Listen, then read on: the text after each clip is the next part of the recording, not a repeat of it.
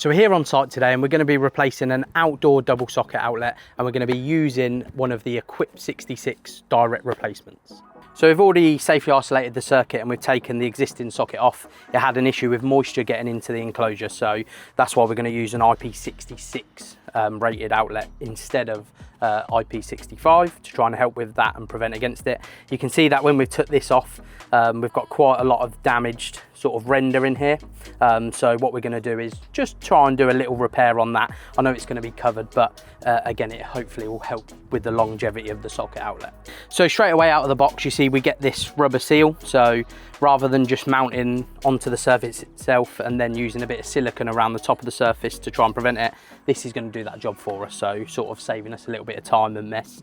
So all I'm going to do is I'm going to use this actually as a template. So all I'm going to do is put this onto the surface first before I end up trying to do any repair. Use this as a template, take my level.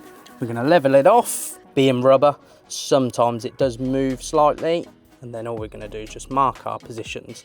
Again, this is just a good template.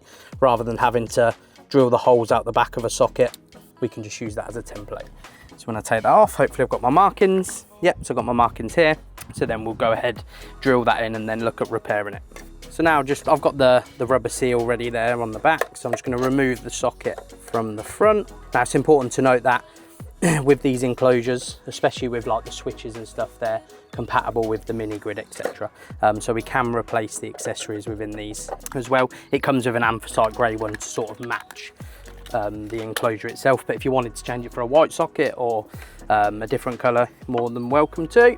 So on these you get multiple knockouts, and these are actually knockouts, so if you look in the instructions you can physically knock them out. I'm always a fan of drilling these out because I don't ever want to damage the enclosure. There's nothing worse than when you're doing this on a Friday and the wholesalers are looking to close and you end up breaking the plastic. But these are knockouts and you get them all around the side and then one on the back.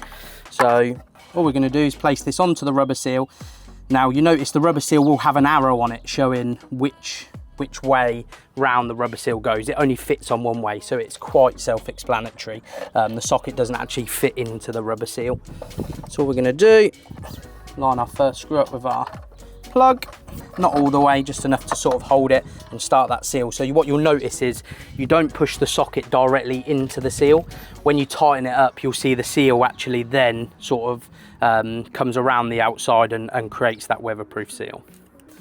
So now the seal sort of come all the way around. I always like to check just to make sure that it's popped around the outside of the socket. We then just go and tighten it up bit by bit. What we don't want to do as well is over tighten this too much to the point where it splits that rubber.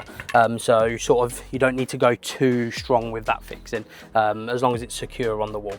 So now I've got it mounted, leveled off, and the seals all the way around the outside.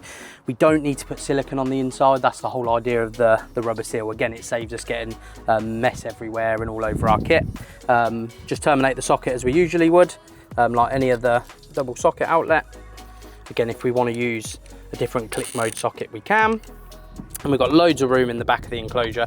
Again, if you had two conductors in here, it wouldn't be a problem. There's lots of room to dress your cables back without too many issues. Just fix it on like any other socket outlet. Again, the good thing is because of this rubber seal where it comes on the outside, it sort of hides any previous damage from a different manufacturer, where it's a little bit wider. So it sort of helps with that retrofitting style.